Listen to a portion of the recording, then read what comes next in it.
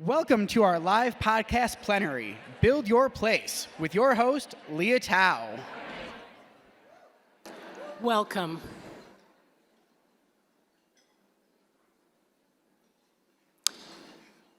The Chinese-American geographer and philosopher Yi-Fu Tuan talks about the difference between places and spaces. And he suggests that what really makes a place is that it incorporates the experiences and aspirations of people over the course of their engagement with the site. But whose experiences? Whose aspirations? What people? The ones who were here before, whose right to the land we briefly acknowledge at the tops of conferences, at best, and whose aspirations and experiences have persisted despite repeated attempts to eradicate them? Or are we talking about the experiences and aspirations of all of us, alive here today, unable to know what long-term marks we will have left on the place, but hoping, as Martin Luther King Jr. suggested, that the arc of the moral universe does indeed bend towards justice, long as that arc may be? Or does a place, by definition, belong to the people of the future, who shall inherit what we make of it? And if so, how do we begin to consider their needs, even as we often struggle to meet those of the present? How do we continue to build hope amidst hard work and stubborn systems? And how do we move beyond hope into radical action and actual change? How do we learn to be both patient enough and impatient enough at the same time, knowing as we do that it's already too little, too late when it comes to racial and social justice, while also knowing deep in our bones that this work by nature is generational? How do we continue the mission to do good while also acknowledging the harms of the past? And how can we address not just the symptoms, but also the underlying injustices that often make philanthropy necessary in the first place? And how do we embrace all the contradictions that philanthropy is facing right now, along with the world at large? These are some of the topics that you'll hear about today in this podcast plenary on building places where we can all belong. I'm your host, Leah Thau, for the next 80 minutes, along with our band, Pettinelli. Please give them a big round of applause.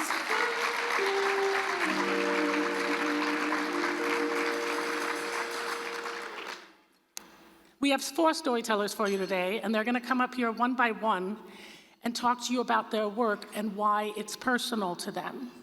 They're going to tell stories about what they do, why they do it, and how it's making a difference.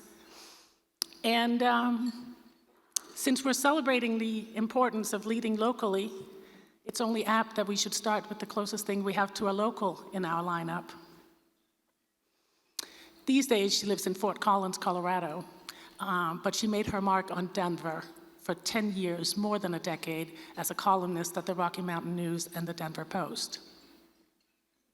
Her mother and her maternal grandmother both grew up in Colorado, though she herself did not. She was born and raised in the state immediately to the south of here, New Mexico, where her father's family had lived for generations since the time the land was Spanish, then Mexican, then US territory.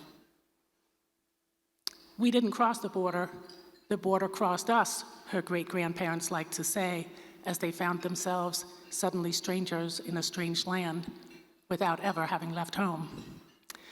Please welcome reporter, editor, and coach at the Colorado News Collaborative, also known as COLab, Tina Griego.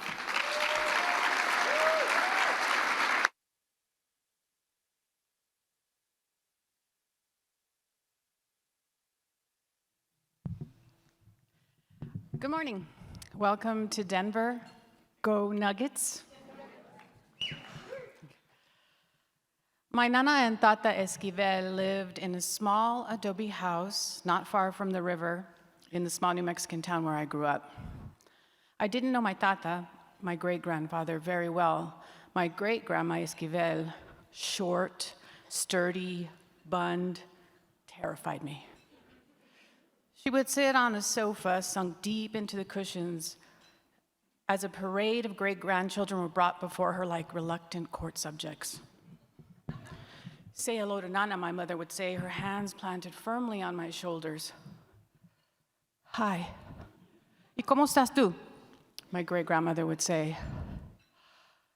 Bien, ¿y usted? And then I would run and hide behind my mother because my great-grandmother spoke no English and I spoke no Spanish, and the gulf between us was impassable. Ours was the first generation of the family to speak English only, and maybe our parents thought that that would spare us the ignorance and hatred of people who saw Latinos as outsiders. My father's family had been in New Mexico and what became New Mexico for centuries, and yet he had a boss who regularly asked him how his swim across the river was that morning. He actually had an ancestor who appeared before representatives of the Spanish Inquisition on charges of philandering in 1666 in Santa Fe. Assimilation was the goal. We were to blend. We would eat chili and ketchup. When I went to college, a first-generation student, I gravitated toward the safe, neutral ground of engineering before gravitating to the safe, neutral ground of journalism, where I didn't have to choose a side. Who I was and what I was did not matter. My allegiance lay only with the story. But after I graduated, I ended up in Los Angeles, where I was covering suburbs that were 90 and 95% Mexican and Central American immigrant, and Spanish was everywhere.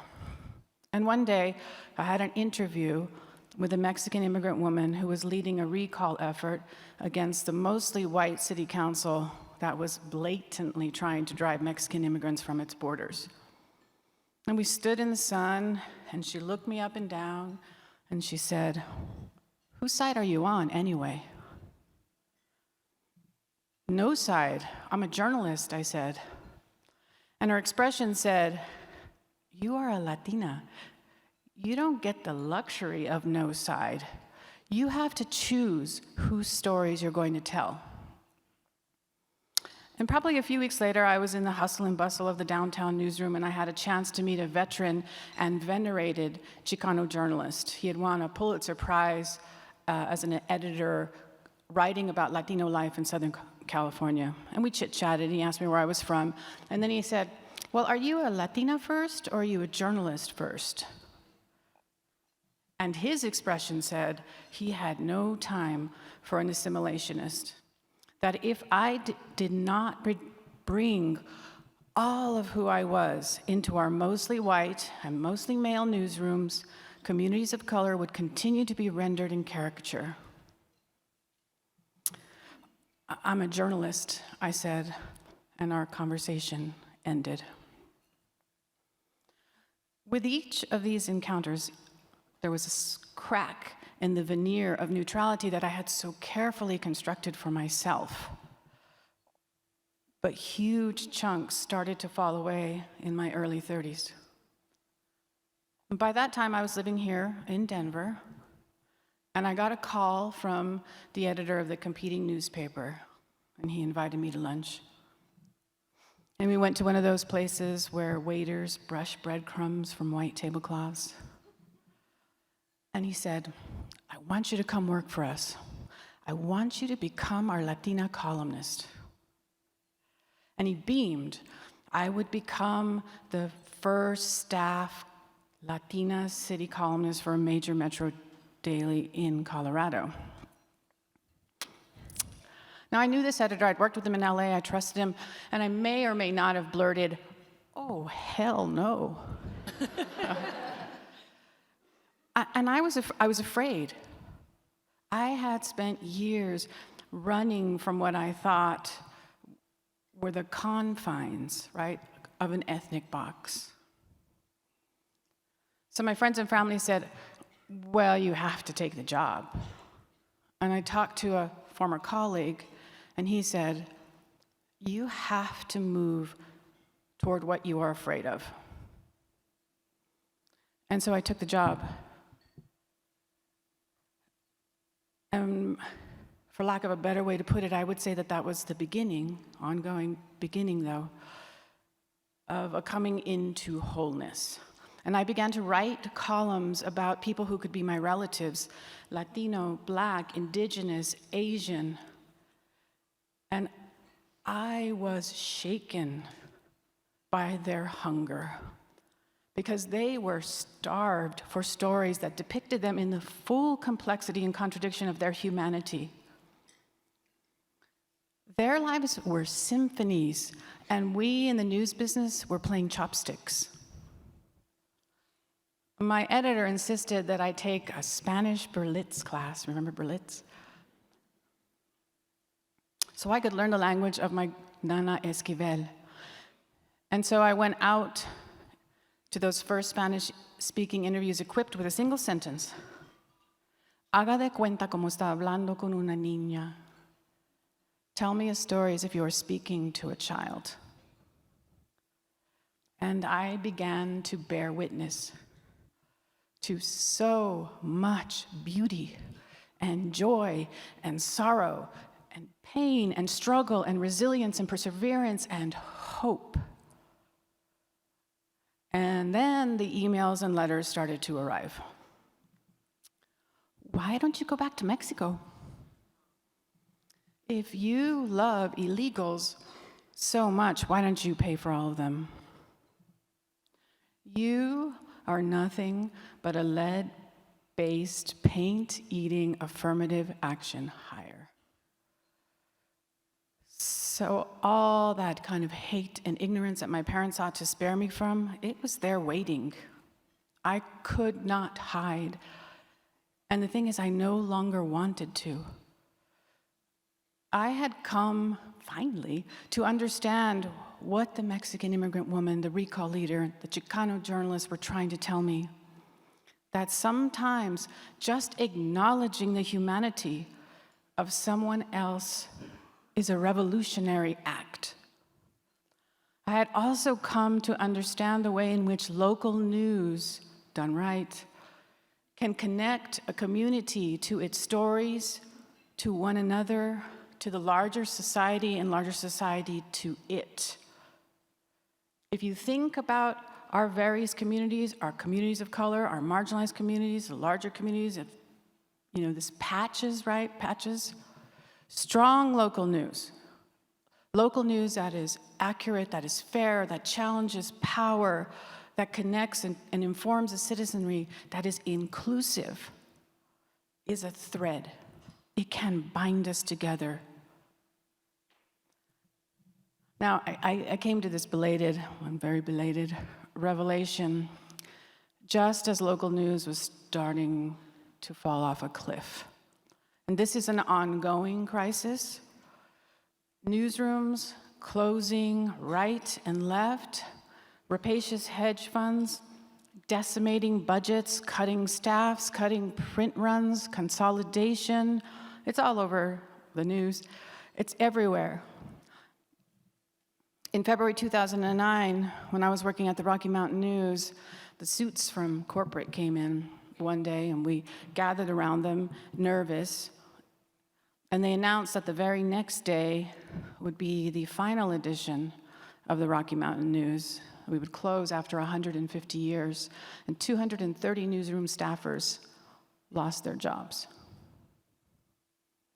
Now, in a state where Asian and Latinos are the fastest growing population, in a city, the city you're in, where 1 in 3 residents are Latino, where the historic Black neighborhood has been gentrified out of existence, where the same challenges of displacement face the Indigenous neighbors of the West Side, that is not acceptable. Ask them how they feel about belonging. In 2018, after a particularly vicious bloodletting at the Denver Post, many efforts sprang up to try to stabilize local news in Colorado. The Colorado News Collaborative, COLab, is a fruit of some of those efforts, and I am among its founders. And our mission, simply, is to strengthen local news through collaboration. And 3 years later, we have 180 newsrooms who are part of our network. And we work together in various ways through journalism projects, through community engagement, and as well in some business innovation. But underlying all of that is the recognition that local news cannot be strong if it is not inclusive. So to that end, Colorado Media Project, which is one of our founding partners and a key funder for COLab, it put money into what we call the Voices Initiative, which is led by COLab. And over the last 2 years, we have brought together Black, Latinx, ANHPI, and Indigenous community members and journalists who identify as part of those communities to come together and to try to figure out how to rebuild or repair or even just build the trust that is required, that is a prerequisite for belonging. How do we get that done? And I have to say that the people who came to these conversations, they did so with wariness and with weariness. Because we have been here before. We have had many, many conversations. And yet it always seems to be a one step forward, two step back process. But they came, and they talked. And I heard a lot about local news and the harm it had caused, how it shapes not just the way the larger community, the larger society views communities of color, views marginalized communities, but how those communities come to see themselves as burdens. Out of these conversations came a series of recommendations, many steps for action. Among them were things like asking newspapers and news outlets to acknowledge past harm, hire, retain, and promote journalists of color, open up those pathways so that young people can be exposed to journalism, can be mentored in journalism, can be trained in journalism, open up the door to non-traditional storytellers, open up the editorial pages so that we can have many voices come into the public conversation. Create a directory, a guide, let's call it a guide, where journalists of color, communities of color, reporters and editors can find one another. These were among the recommendations that came out of the conversations over 2 years, and CMP, through and with Rose Community Foundation, pooled hundreds of thousands of dollars to start to put these recommendations into action. And that work, it's happening right now in newsrooms large and small, urban and rural, ethnic and mainstream. There are various newsrooms acting on these recommendations. At COLab, we are building that guide right now. We are doing or trying to do the census of newsrooms. The gulf that exists between depictions of community life and life as it is actually lived, it is old, and it is wide, and it has caused real harm. But if you were to distill all those hours of conversation among the voices, participants, and then the community that we invited in afterward, it might come down to this. If we are to bridge that gulf, if we are to strengthen local news, then we must share power over whose stories we tell, who gets to tell them, and how. If we are to build a place, build a future where all belong, then we must create the conditions of our own belonging.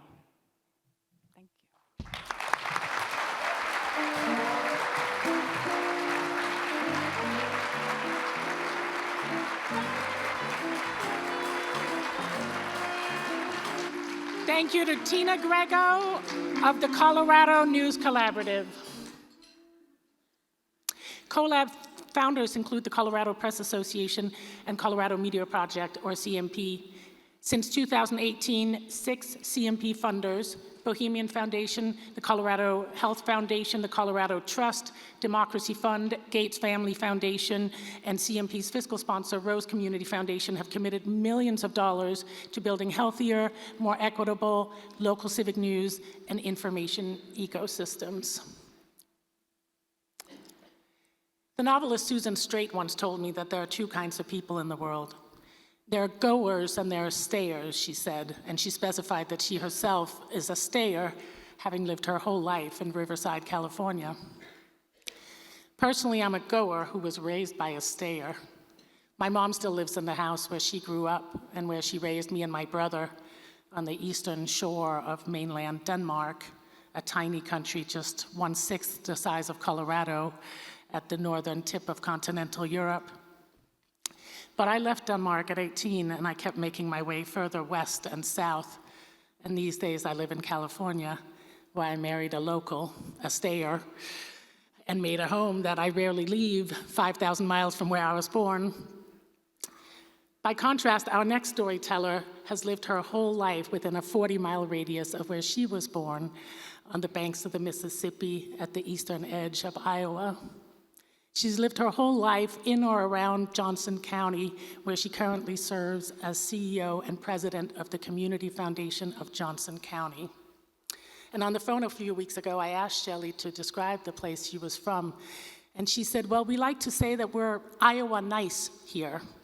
And she also added that right now they're awfully proud of their women's college basketball team at the University of Iowa and of Caitlin Clark, who just won Women's College Basketball Player of the Year. Please welcome Shelly Maharry of the Community Foundation of Johnson County.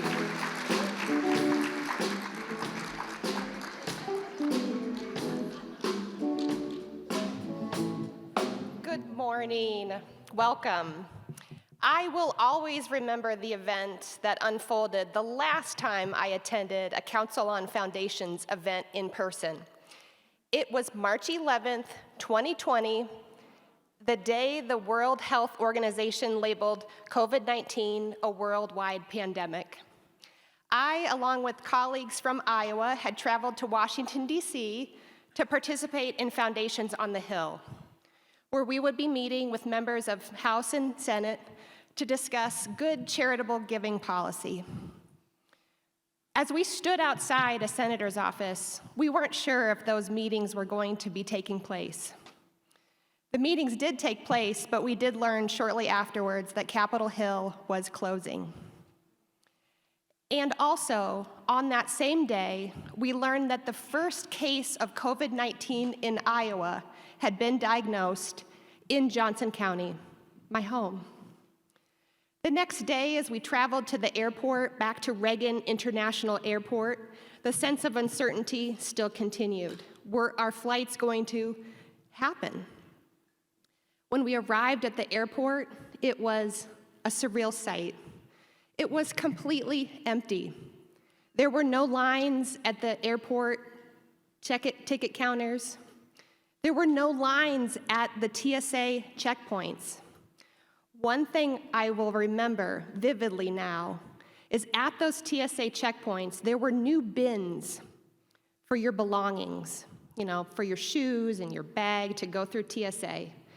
And inside those bins, in the bottom, were advertising, stuck to the bottom, for a company that I did not know, called Zoom.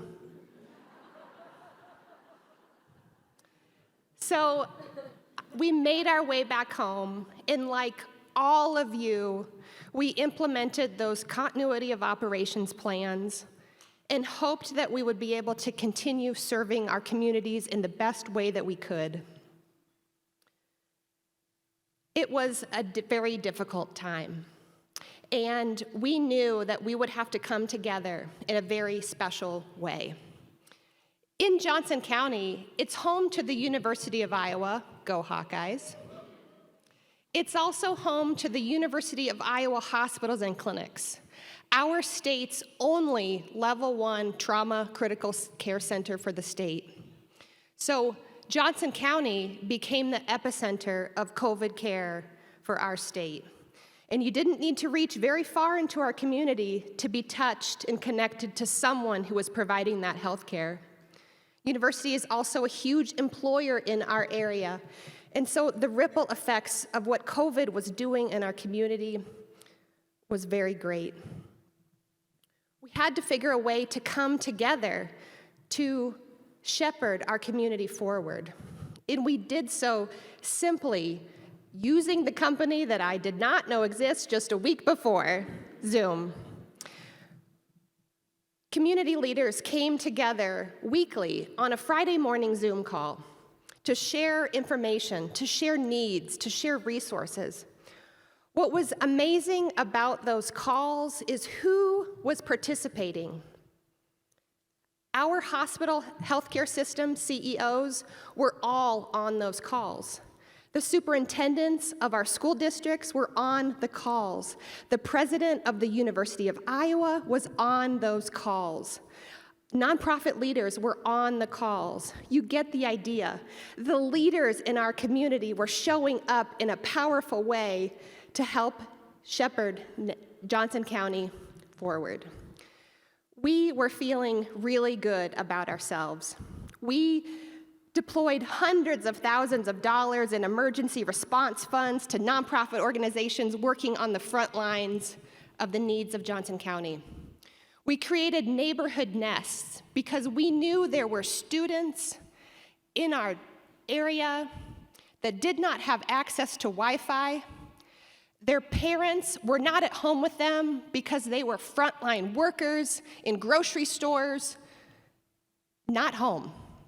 And so we developed neighborhood nests to provide a safe place for children to go, to receive Wi-Fi, adult supervision, and a good meal every day. We also created the Food with Love program, which allowed local restaurants who were closed to prepare freshly prepared meals that were being delivered across our community to people in need. Again, really good work being provided by really good leaders in our community, and we felt proud.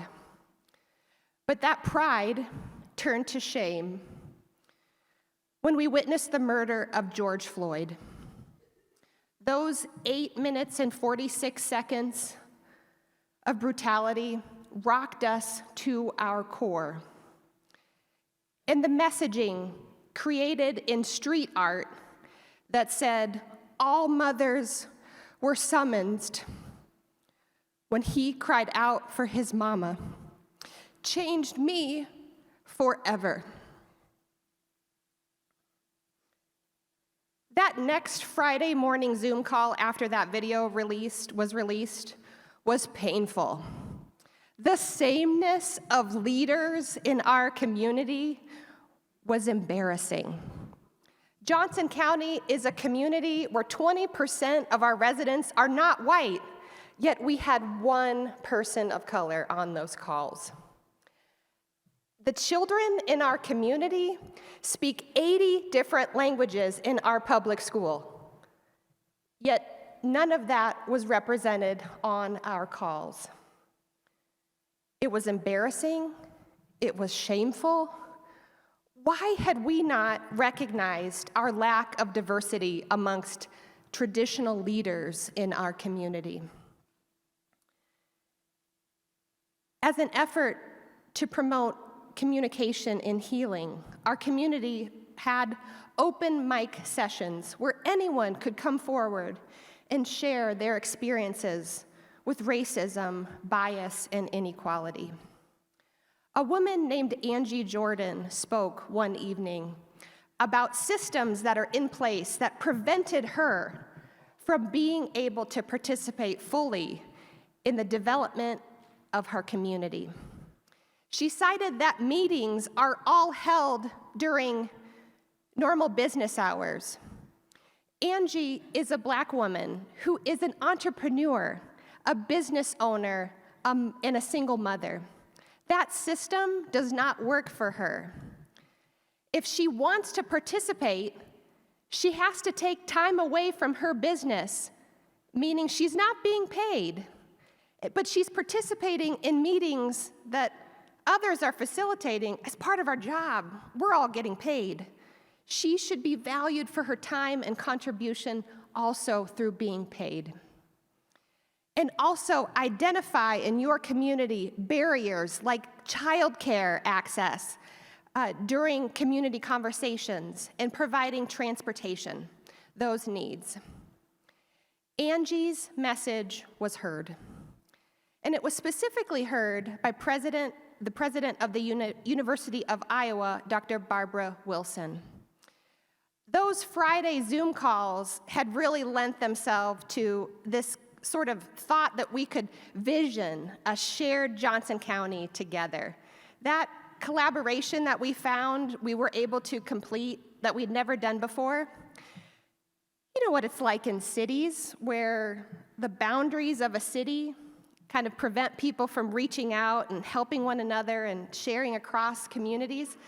That barrier was ended. And so Dr. Wilson reached out to Angie and asked her if she would be willing to serve in a paid capacity to help shepherd us along in our journey of creating a shared future for Johnson County. Angie said, before I commit to this program, this project, this work, I need to make a point very clear that I'm passionate about. She said that we cannot have a shared vision together, but we can create a shared future that provides tangible, beneficial improvements for residents. Because for Angie, the vision was something personal. Her vision for what she saw in the future was a reflection of her past experiences, both good and bad, her aspirations, her goals, her successes and failures. The vision for her future was personal and not to be shared, but wanted to participate in this creation of a future that we could create together. So with that understanding, Angie signed on to the work and began hitting the ground running. Through Angie's help in us understanding that difference between vision and shared future, it steered us towards that work of building this shared community-wide vision work, also probably known as a strategic plan, but we don't always use that saying. That we steered towards the using a futurist to help us with this work. So you're probably thinking, what is a futurist? How is that different? In the strategic planning model, you usually look backwards. You make a few tweaks, and you do the same things, just better this time. We weren't going to have that. The use of a futurist allows you to take two very important types of information and combine them together. One type of information is very broad, on the macro level, looking at trends 10, 20, 30 years, and estimating within the community which one of those trends is going to impact the community most. Technology, healthcare, aging population, those are trends on the macro level. But the process also includes the voice of the resident, getting to exactly what Angie had wanted us to all know is that the personal vision that one person has is something that is personal and cannot be replicated. So the Futurist Project invites those residents to provide their visions for their own future. And then we say, how can our community build a system, build places that allow your vision to come true? Angie helped convene community circles, and we were able to accumulate nearly 1,000 responses, 1,000 visions from our community, from so many different people, so many different walks of life. The futurist then took those pieces of information and melded them together to create the plan for us, which we were able to complete meaning get down in an organized fashion. We're obviously still working. But the plan was completed in February of 2022, identifying 5 pillars of focus for our community. Before we rolled anything out, before we completed the work of defining how we were going to move forward, we went back to those circles that Angie had created and checked our work to make sure that indeed these 5 pillars are going to help our residents and our communities achieve their personal vision through our work of community. We have already seen success in this work. We have deployed a BIPOC small business grant program. We have implemented a wage enhancement program using ARPA funds from the City of Iowa City and Johnson County to provide a $2 per hour wage enhancement program to a sector of our community that is vital but underpaid, underrecognized, our child care workforce.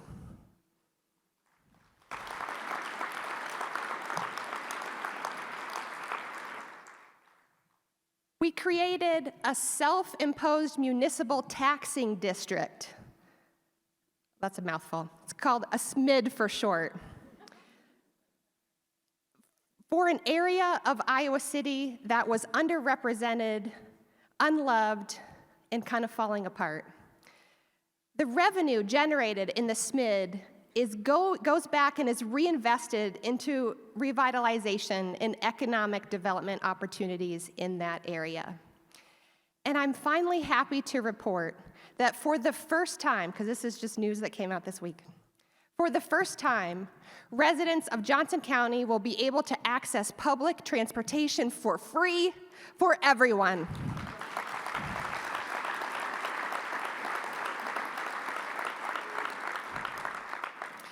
I have summarized for you a whole lot of work done by a whole lot of good people. But I am one person who is standing vulnerably in front of you today, telling you that I indeed feel summoned to use my privilege as the CEO of a community foundation to ensure that we are building a place for all. Thank you.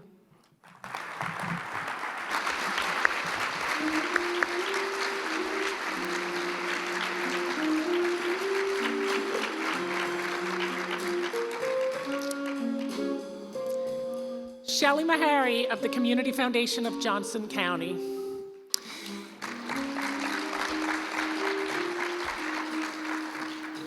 Shelly's original pitch for this conference was not to do this plenary. And in fact, that's true of all of the storytellers. None of them volunteered to do this. Shelly wanted to do a breakout session with her collaborators from the Futurist Project because she didn't want to be up here representing it alone. But the others couldn't be here, so we'd like to thank them for being here in spirit. Angie Jordan, Kate Moreland, and Katie Gerlach, who couldn't be here but who are with us in spirit. Our next storyteller was raised on the Blood Kainai Reserve in southern Alberta, Canada. And when I asked him about the place where he grew up, he told me that it's the largest reserve in Canada, and that when the US-Canadian border was created, it separated the Blackfeet in America from the Blackfoot in Canada. In the United States, I should say. Separated the Blackfeet in the United States from the Blackfoot in Canada. But both come from the same language, family, and cultural ties. Please welcome Tim Fox, Vice President, Indigenous Relations and Equity Strategy at the Calgary Foundation.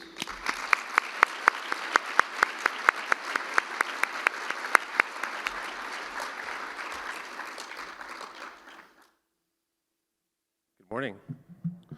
I've got tall people problems, so just bear with me for a second.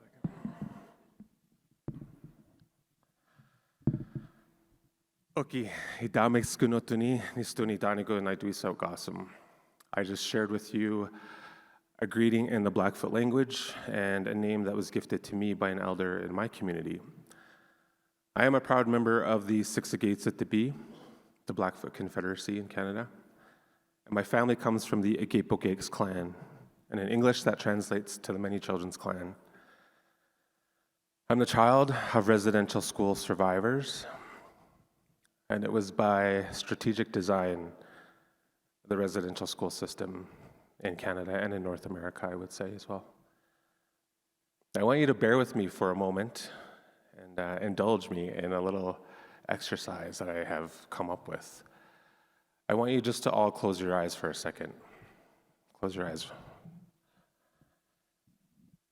Keep them closed, and I want you to imagine your communities, the communities that you come from, the communities that you currently live, work, and play in.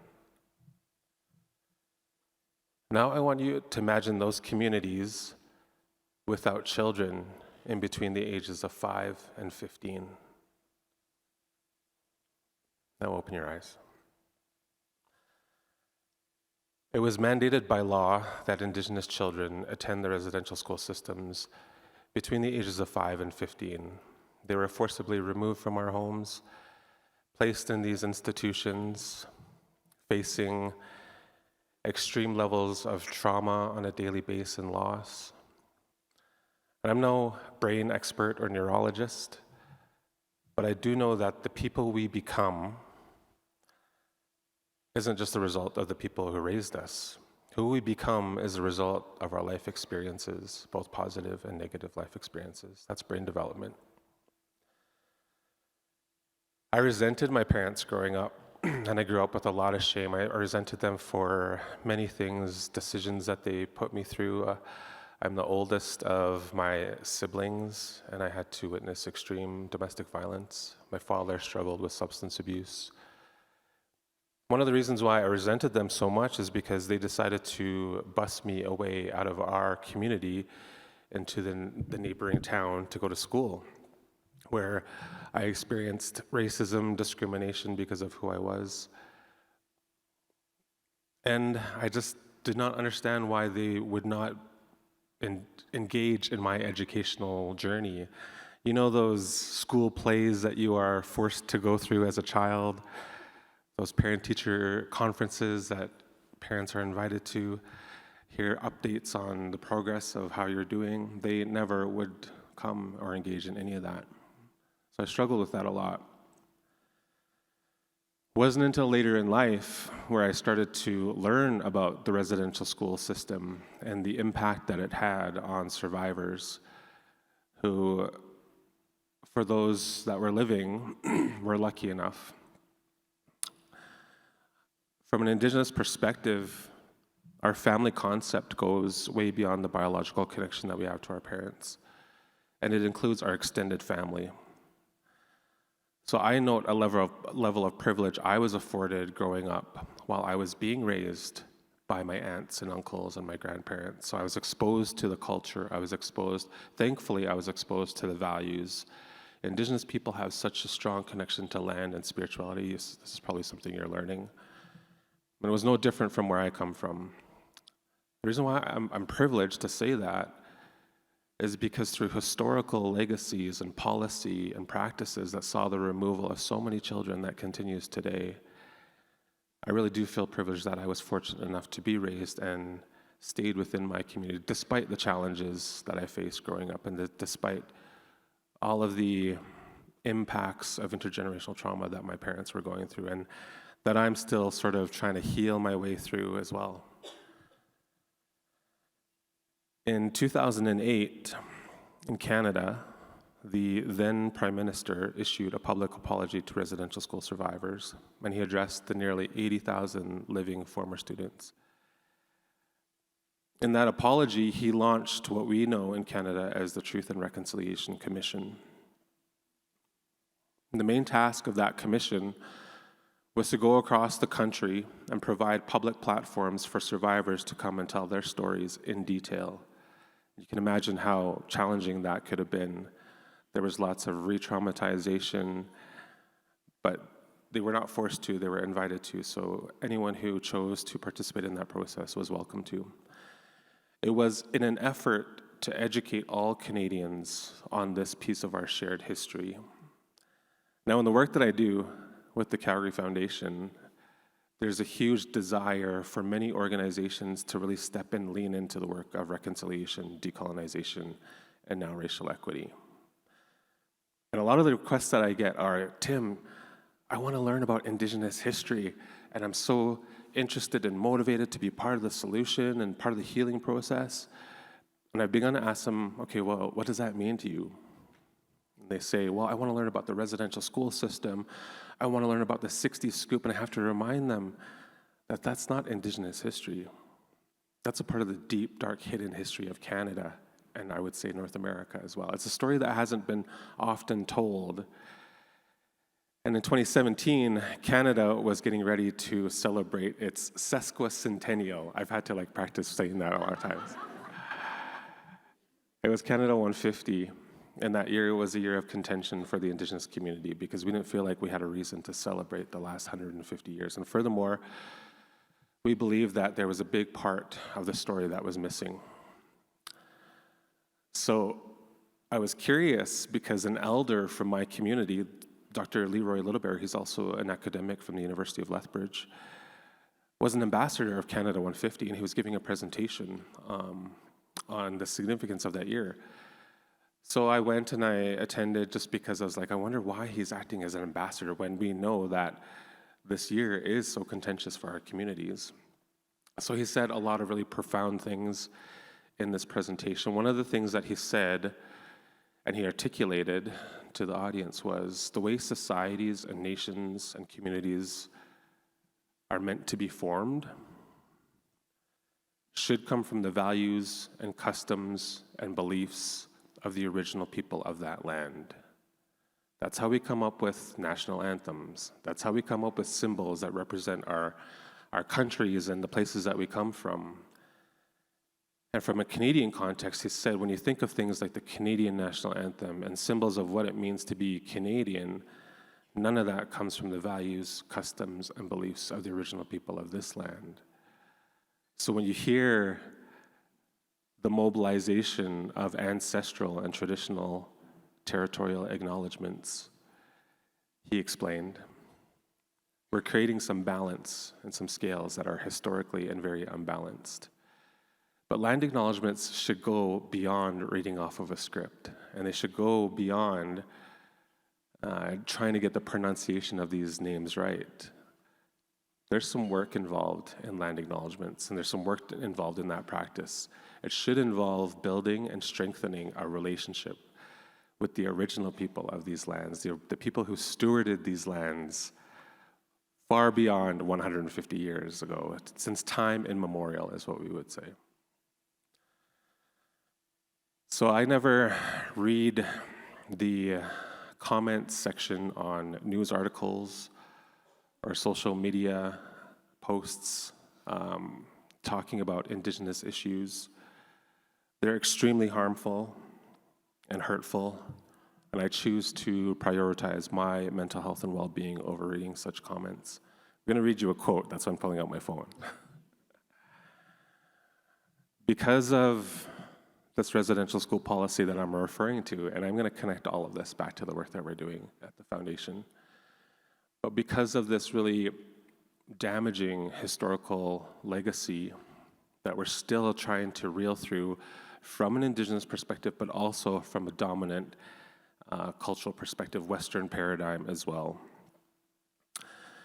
So there's a very negative thought pattern that exists about Indigenous people. And there was a thought pattern that existed with early explorers that stumbled upon North America. I won't say discovered, because it was already discovered, let's be real.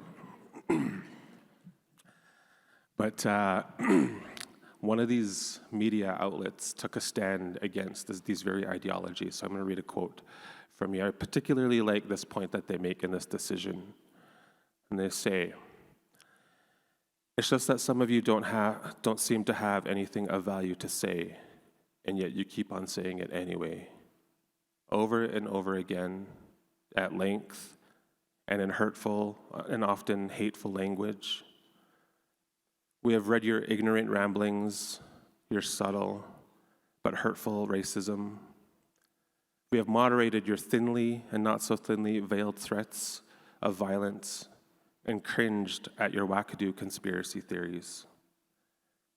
The last month has not been pretty. In just the last 2 weeks, We have seen you resort to slurs of hurtful stereotypes over and over again. A story on the local tribute to missing and murdered Indigenous women and girls prompted a stream of completely insensitive comments. At least one of you called for police to shoot peaceful protesters, and several of you suggested drivers run down the human beings holding Wet'suwet'en solidarity demonstrations. Another commenter suggested Canadians would be better off if we could live native-free. Enough. The author of a book called Clearing the Plains, James Dashuk, also writes that the foundations of our society are based on, if not a lie, some pretty bad actions on the part of the state. The foundations of our society are kind of rotten. I'm sharing this with you because all of these factors really contribute to the work that I'm tasked and invited to help support with the settler-created Calgary Foundation. I'm specific when I say settler-created because philanthropy exists within Indigenous communities as well. It's just a different kind of philanthropy. So the parallel work that I'm trying to do is really based on values that I was raised with. Again, despite the challenges that I had to go through. I often reflect on many people who had a hand in my upbringing. One of them was my late grandmother, Emma Many Feathers. She raised 11 children, so I have a lot of aunts and uncles in our family.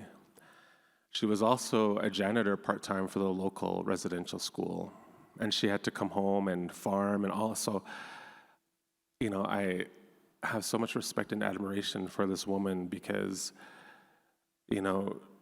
having to be a janitor in an institution that was causing so much harm and so much pain, especially to her own children.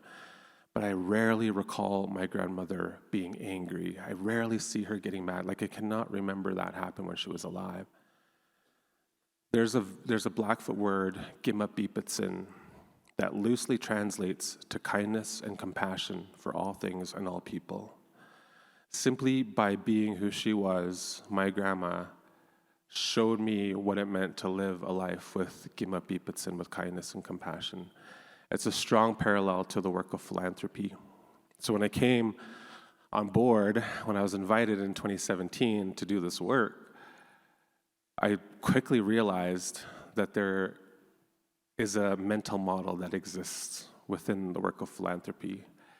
And that is that we have love of humankind. We are giving so much back to the community. And from a systems change perspective, there's also this tool that we refer to, maybe you have heard of it before, but the organizational iceberg.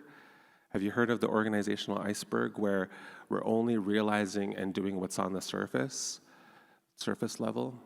So when I came on board, I sort of used that as a framework to try to lower the surface level of that organizational iceberg and have our organization realize that there was a huge portion of the population, from racialized communities to Indigenous communities, that were missing out on this wealth distribution, where we thought we were just doing great work.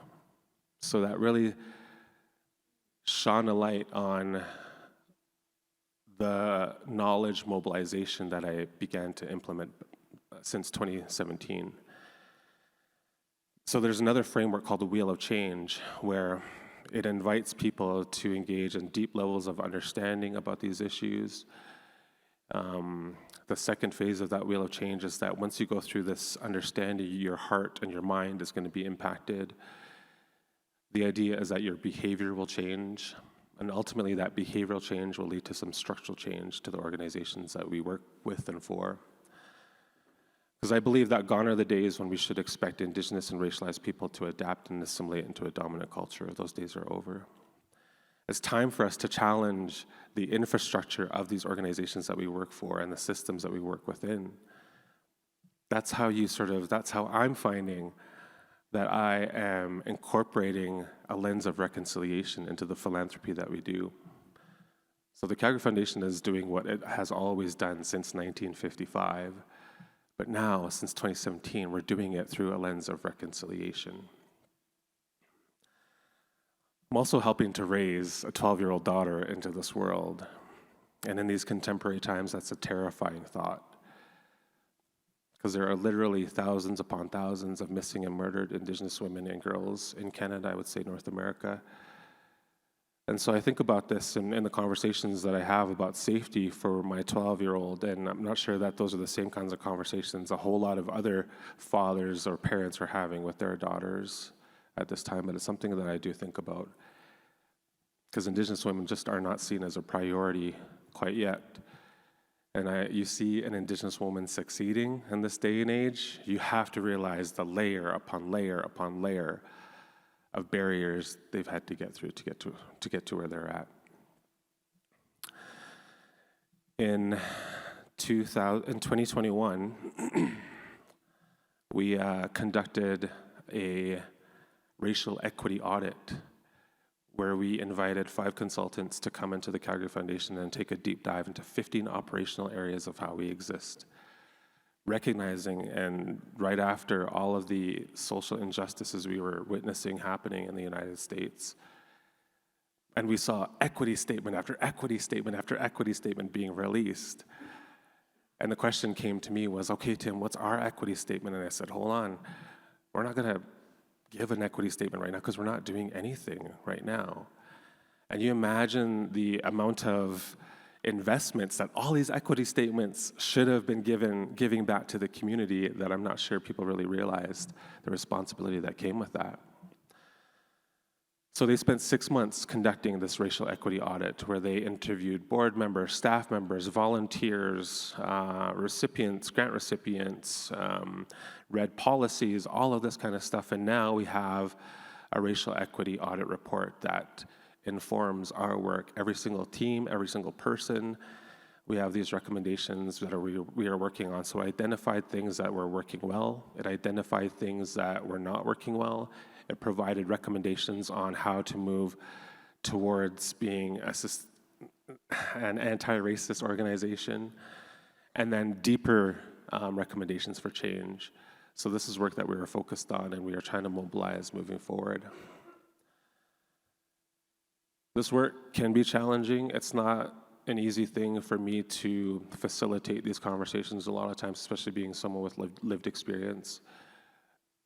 But I go back to these values that I was taught with Gimba Bipitsin, kindness and compassion. I think that it is possible to mobilize this work and not do it in an angry way.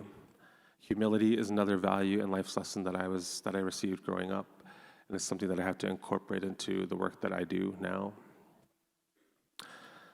So the work of reconciliation is generational. The work of transforming systems towards a direction of equality for all is generational, and it is challenging, but it is also possible.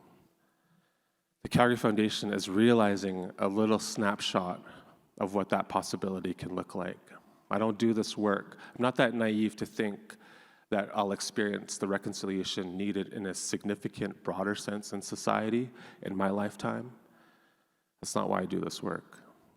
I do this work with the hope that the needle is shifting, if not for me, then for the generations of Indigenous people coming after me.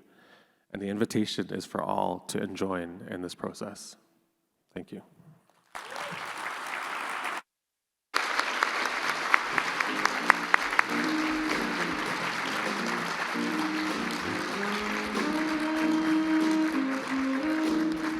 Tim Fox of the Calgary Foundation.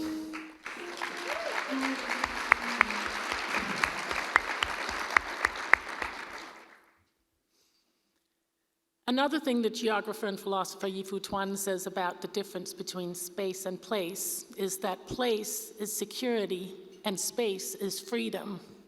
We're attached to the one and we long for the other, he says.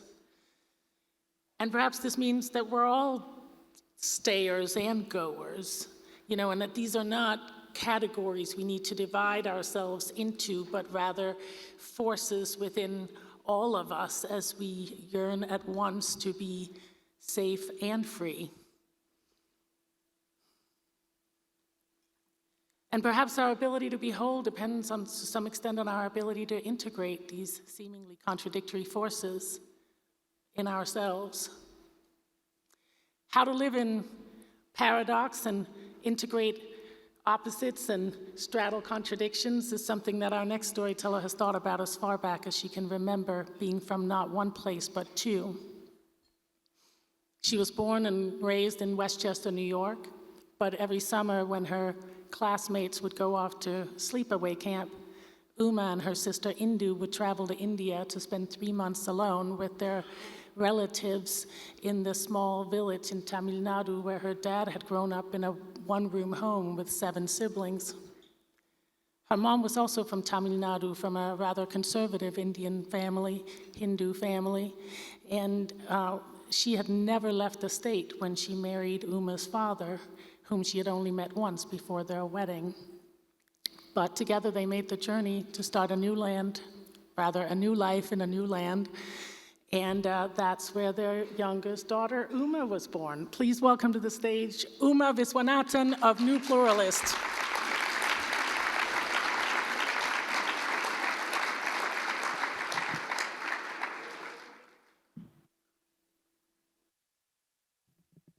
I have a shortness problem. So all my life, I've been asked, where are you from? Where are you really from, right? So I'll often say I'm from New York. I'm from Westchester, New York. I like to be a little bit snarky about it, but I know what people are really asking me is you can't really be from here. You can't look like this and be from here. And then I go to India and I'm asked, where are you really from? Listen to my accent. Look at the way that I stand and move. I'm American. I'm from both places. So every summer, would go back to India with my sister on our own, right? Our parents would actually send us on a flight by ourselves across the globe for 3 months. It was the 80s, people did things like that back then. And we had no choice but to just blend into the flow of what was happening. Our family there, most of them didn't speak any English, so we had to speak Tamil. We had to do it on our own. We didn't have our parents to translate for us. We ate on banana leaves. We sat on the floor. We slept on the floor, on straw mats in the main hall with everyone. And I remember distinctly, I missed my parents a lot, but I actually never felt alone there. I was surrounded by so much love, simplicity and love. And then I was a kid of the 80s in America, right? I played with Barbies and G.I. Joes. I liked both, right? I watched Saturday morning cartoons. I had a little My Little Pony lunchbox. I would get teased for what was in that lunchbox in the lunchroom, because apparently spinach dal smells bad, but tuna fish doesn't, right? These are things, right? You know, my mom, she wore a bindi every day. She still wears a bindi every single day. At that point, when I was growing up, she wore a sari every day. And it was just me and my sister. We were the only 2 Hindus in our entire school. And the only thing that anybody ever knew about Hinduism or India was in one section of a chapter of a book in a global studies class that described worshiping cows, the exoticness of all of these gods, and deep poverty. That's all that people knew about us when we were growing up. And there was this contradiction. But I'm actually not going to tell you this story, my child of immigrant story, as one of me being strained or stretched or broken in some way because of it. Because I actually see it as a gift. I have the gift of being from 2 places. You know, there are culture clashes too, right? There were the realities of I wasn't allowed to date, not that it stopped me, until my parents arranged my marriage. I didn't end up getting an arranged marriage, right? But these were all of the expectations. My dad tried to convince me in earnest to wear a turtleneck underneath my prom dress because he could not handle the spaghetti straps. He really tried. It didn't work. You know, and in India, there were things that I couldn't sit with as well. So my great aunt, I just remember growing up, she would just shower us with so much love, so much attention. And until I got a little older, I couldn't understand why she didn't have children of her own, why she didn't have grandchildren. And I found out it was because she was widowed at the age of 12. And she had to, so she was married, she was for like a few months, she was widowed, she had to shave her head, she was never allowed to marry and was never allowed to have children. And this wasn't okay with me. And yet, I found a way. I found a way to navigate being from two cultures that had parts of themselves that I couldn't sit with, that I couldn't accept, and yet at the same time, I didn't need to reject them altogether. There was a way that I could sit in the discomfort of that.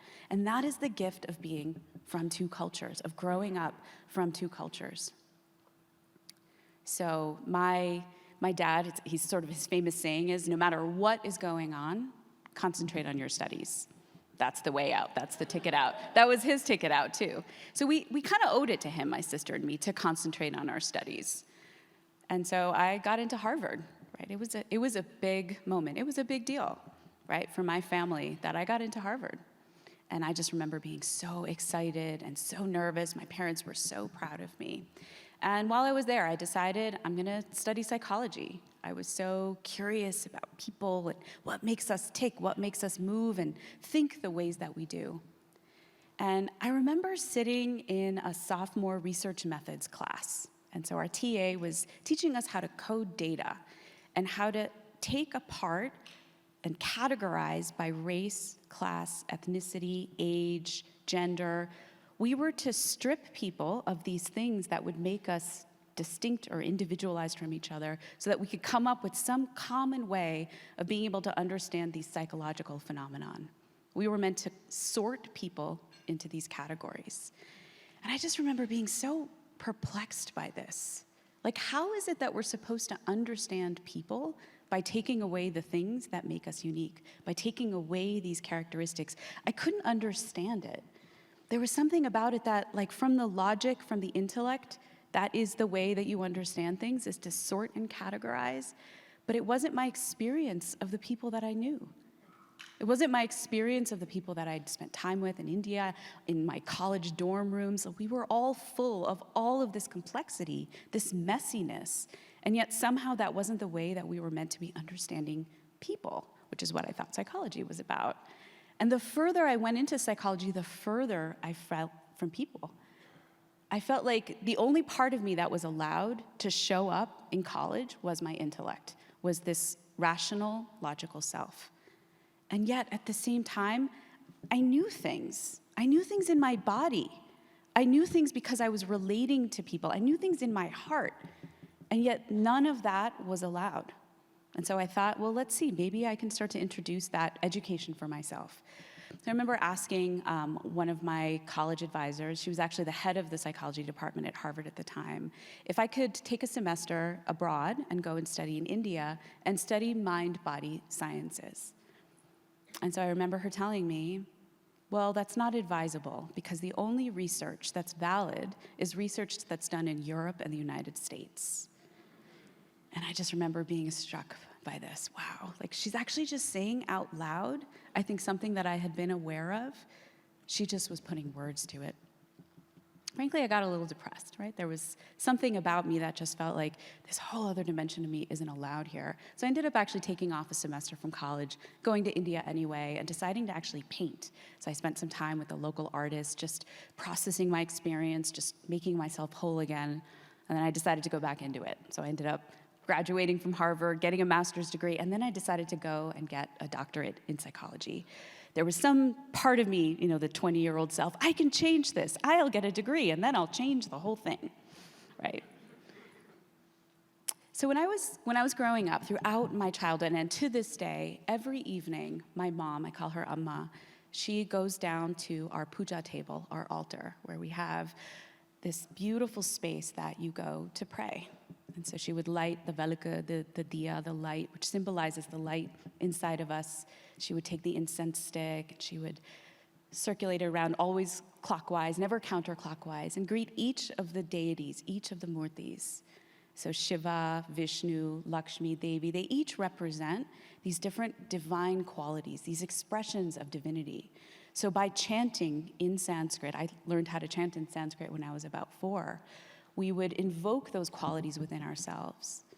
And so no matter what it was that was going on in my mom's life, I remember there was a period when I think my dad was going through, like he might have gotten laid off. I was pretty young at the time. I just remember there was a lot of heaviness in the house. There was a lot of confusion and fear in the house. And every night I would watch my mom go and she would just pray. And there was just something about being connected to these ancient practices, these rituals, this way of connecting to divinity that was thousands of years old, that my family had passed on for thousands of years, that was giving her comfort, was making her stronger, able to support my dad in the way that he needed to be. This is what I saw. And so when I was in my doctoral program, I remember asking my advisor if I could study the protective benefits of surrender and devotion on our mental health. My advisor told me that I would need to do research for 20 years or more on more legitimate topics before I could study something that was so esoteric or out there. Otherwise, I would ruin my career.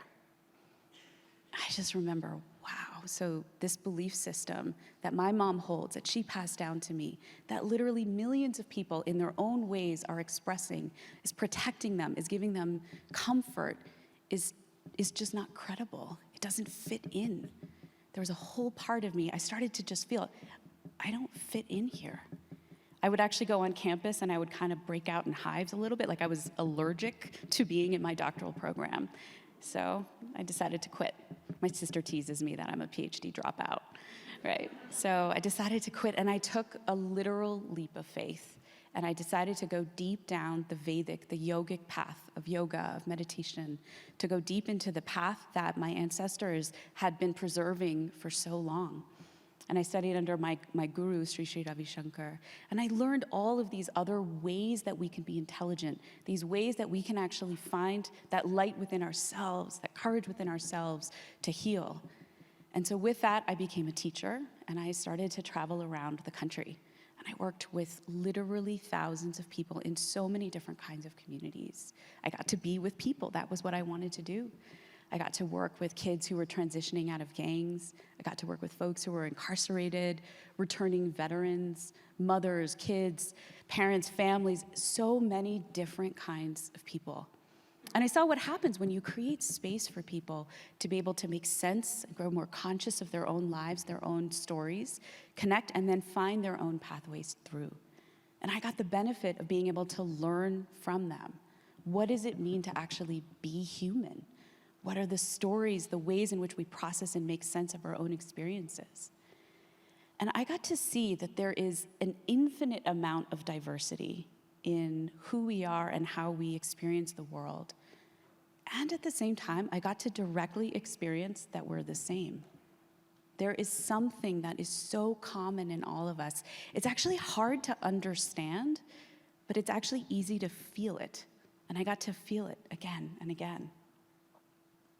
So the more people that I was working with, the more I started to see that there were patterns, that I could see that for some reason there were some people whose life experiences, it was like this constant uphill battle, that there just weren't opportunities. They had to struggle and fight and pave their own way for themselves and their families, and it was just so hard. And then I got to see directly that there were other people for whom things just happened. There were just opportunities available that abounded. I started to get the sense that, wow, it feels like things are designed for some people and not for other people. And yet, even for the people for whom it seemed like things were easy, they weren't necessarily happier either. There was something about this whole thing that made me so curious. And so that's actually what brought me into an understanding of social justice, an understanding of this question, why? Why have we designed these systems the way they are? It came from that deep curiosity about people's life experiences. And so from there, I ended up running a leadership institute based in Oakland, where I was working with racial and social justice organizers, advocates from across so many different communities, working on housing and transportation and so many different kinds of issues. From there, I entered into the wacky world of philanthropy. I was at the Kellogg Foundation for a number of years as a program officer of racial equity and community engagement, and I was at the Robert Wood Johnson Foundation focused on leadership. And through that, I just got immersed in this political education to be able to really understand the systems that are causing all of this reality that we're seeing play out before us. And I made the case for and invested millions of dollars in working with different kinds of social movements and social change efforts across different types of communities. I got to experience the ways in which different communities are racialized in different ways, and that we can't just sort of take a one-size-fits-all approach. And I loved it. You know, there's something about being able to say that we're resourcing incredible people doing this kind of work in nuanced and complex ways together. It was beautiful. And then somewhere around the 2016 election, on the heels of that, I recall it just this feeling that something was starting to sour. It was starting to sour in a lot of the progressive spaces that I found myself in. I remember sitting at a convening of funders who were all committed to advancing a culture of belonging. That was actually the theme of the conference. And again in the presentations and what people were saying, I kept hearing the word they. We have to win out over them. We have to fight them. They are doing this to us. We have to fight back. And I just had this question, like, who is they? I remember asking that as I was sort of with colleagues. I didn't feel okay kind of asking it publicly, but I just started asking other people at the conference, like, who is this they? And I swear, people looked at me like I had two heads, like, well, isn't it obvious who they is? We do this all the time. Who is they? Who is this big, bad they that's out there? I thought about all of these people that I'd gotten to work with directly, whose life stories I got to absorb, the pain, the trauma that they'd gone through. And I knew a lot of them probably fit into that they category. And I couldn't not see their humanity too in all of this. I couldn't not see that there was some way in which we were experiencing and expressing our pushback against they that was causing them to push back, as humans do when they feel ashamed, when they feel angry, when they feel called out, when they feel guilty. There's just a pushback that happens. There's something about just human psychology from my direct experience that was what would happen. And that's when I came across New Pluralists. So New Pluralists is a funder and field collaborative that's looking to advance a culture of pluralism in America. And in contemplating whether I would take this job, I looked at the 5 principles of pluralism. So the first is to honor human dignity. No matter what somebody, where someone is, the life experience that they've had, there is something that is inherently dignified and worthy within them. How can we honor that? And the second is to take responsibility for repair. Being human together, especially across the level of diversity, the power differentials, the histories that we hold, we hurt each other, and we will probably continue to hurt each other. I don't know that there's going to be a time in human history when we don't hurt each other, but we have to have the capacity to take responsibility to repair and to know how to repair it. The third is widening our circle of care. It's really easy to care about people who are like us, whom we can connect to, whose stories we can relate to. It's easy to care. Can we care hard? Can we care long? How far are we willing to stretch our own sense of care? The fourth is finding strength in difference. So diversity is, it just simply is a fact, especially in this country. But can we actually celebrate the fact that we are together in this thing? We are in this experiment that's called America together. And there is something beautiful about that, especially when we think about the deep unknown, the uncertainty, the future that lays before us. We have to be able to lean on each other, our own differences as strengths, if we're going to grapple with climate change, if we're going to figure out what the heck to do with our economy, right? What to do with our healthcare system, what to do with our education. We desperately need each other's perspectives, and we need that divergence to be in the room if we're going to get really creative about it. And finally, the fifth principle of pluralism is striving for greater sum, right? This idea that we get so caught up because we think we are perennially in a zero-sum game. If you win, it means I lose. We become desperate when that's how we see the world. Can we expand? Can we experience a sense of abundance together? So these are the 5 principles that New Pluralist is looking to advance through our grant making, through the ways in which we partner with people, through the ways in which we inspire other funders to give and see this work is in advancing these 5 principles. And so for me, there was just something that clicked into place when I came across these. So as a child of immigrants, I've had to navigate the cultures clashing, right? That's what we're seeing going on. And as a child of immigrants, I had to learn how to sit in that discomfort and not break away. I couldn't break within myself. I couldn't break from people in my family whose beliefs I didn't necessarily fully espouse. I had to still love them and still belong to them and still find a way to be able to navigate that. As a meditation teacher, right? It is up to me as a meditation teacher to be able to see the light inside of somebody, no matter what darkness surrounds them, no matter what they've done, what pain they've gone through, what pain they've caused. It's actually up to me to see that light and turn that light up and help them access that. So the word namaste, which many of us are familiar with, means the divine in me bows down to the divine in you. That is what it actually means to be a meditation teacher, to see that divinity and to move through the world in that way. And that is what prepared me for this. And so with New Pluralists, we are living in paradox. You know, we're a national funder collaborative, and yet our first major grant-making initiative was called Healing Starts Here. And we're investing $10 million into hyper-local work. How does that make sense? Because there is a bridge between what exists on the national and what exists on the local inside of communities. We exist in that in-between. We're investing in work that is not just addressing a particular division, right? We're not just picking a division and saying we're going with it. We're investing in work that is bridging across racial divides, that's bridging across economic divides, geographic divides, urban, rural, partisan divides, all of it, because it is a dynamic reality. We have to be able to juggle and be alive and actually dance with all of that.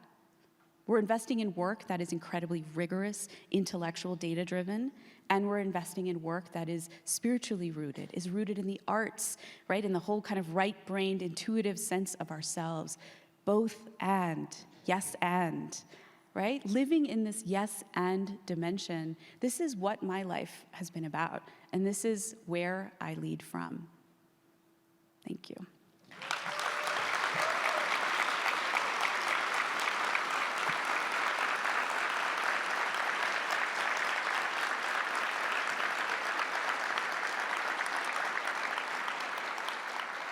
So now I'm going to take a little bit more of your time, because I have found that it's hard to understand, just with logic alone, how to be in yes and.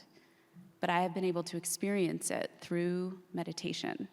So if you're all willing, I'd like to just invite you to meditate a little bit with me. All right, so you can feel comfortable, you can just sit comfortably and just close your eyes. And bring your attention to your body, sitting in your chair right now. Just noticing what's happening inside your own mind, noticing your heartbeat, your breath. And take a breath in and let go.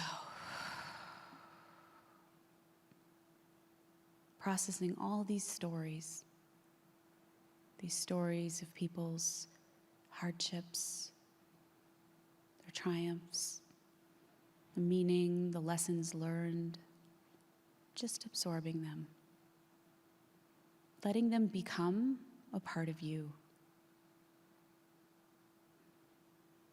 You've borne witness to these stories, and now they belong to you.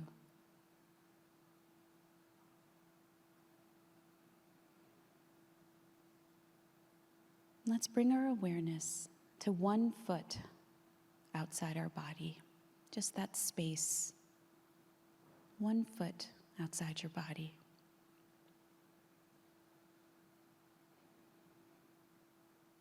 And now we'll bring our awareness 5 feet around our body. Just picturing like you're a bubble that's expanding more and more.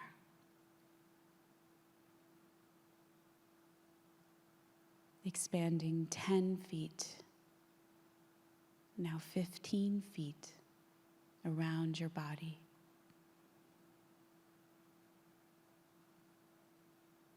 Becoming aware of all the other people in this room, the tables, the chairs, expanding more and more. Becoming aware of the walls of this room. This whole room is inside of you. You're not just inside this room. Everyone and everything inside this room belongs to you, is a part of you.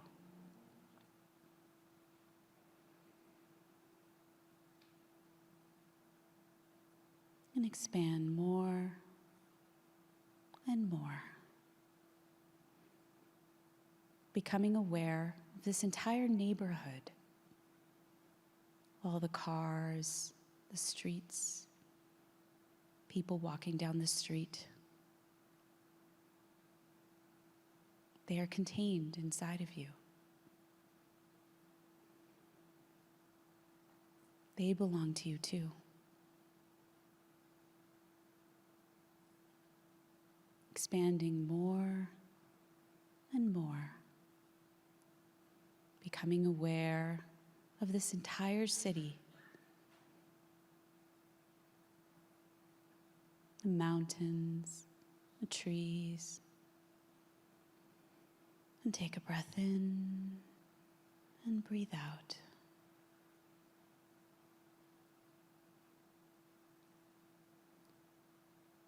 Becoming aware of this whole country. All the rivers, the lakes, the cities,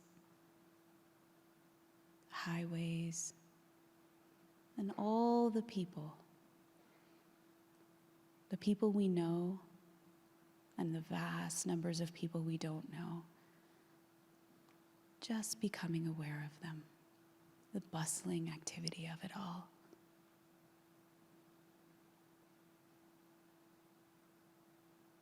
Expanding more and more across the oceans to other countries, other parts of this world. Just bring your awareness to the whole world.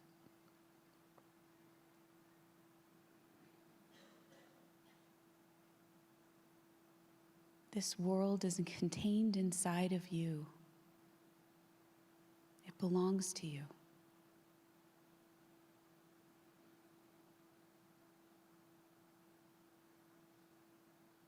And take a breath in and breathe out. And become aware of what's happening inside of you.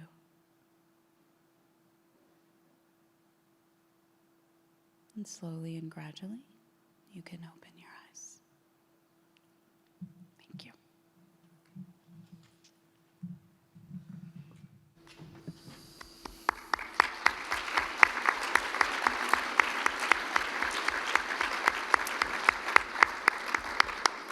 Uma Viswanathan is the Executive Director of New Pluralists. Thank you, Uma, for your story and for that wonderful meditation.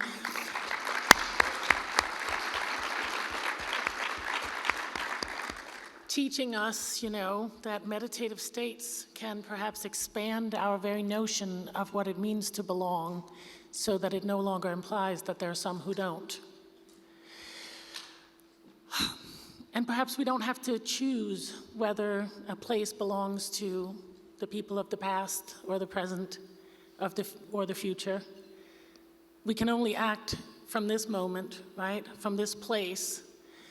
And we have to meet this moment by questioning all of our assumptions and still daring to believe in something so that we can create a future that we can all call home.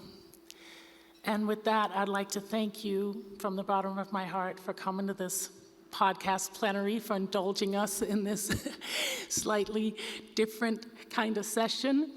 And also just to say thank you to all of our storytellers. Haven't they been incredible?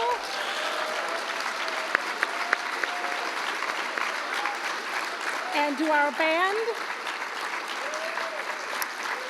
And for a final word, please welcome to the stage Jay Williams, President and CEO of the Hartford Foundation for Public Giving and Vice President of the Board of the Council on Foundations.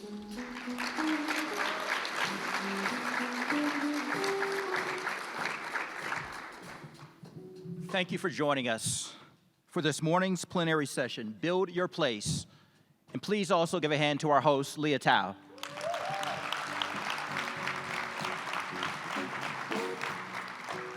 Today's session was brought to you by the Colorado Health Foundation, the Walton Family Foundation, and featured stories from Tina Griego, Shelly Maharry, Tim Fox, and Uma Viswanathan. Production help from Kristen Scott Kennedy and Melissa Sines.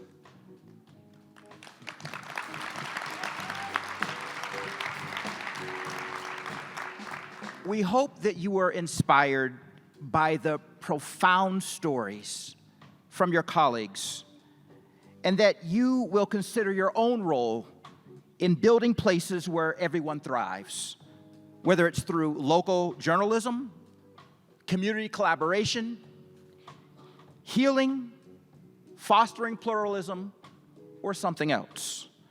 If you like this plenary session, join us this afternoon for our closing session featuring Michael Smith and Shonda Smith-Baker and the HUD Awards. Again, thank you for joining us. That's all. We'll see you again soon. Have a good morning.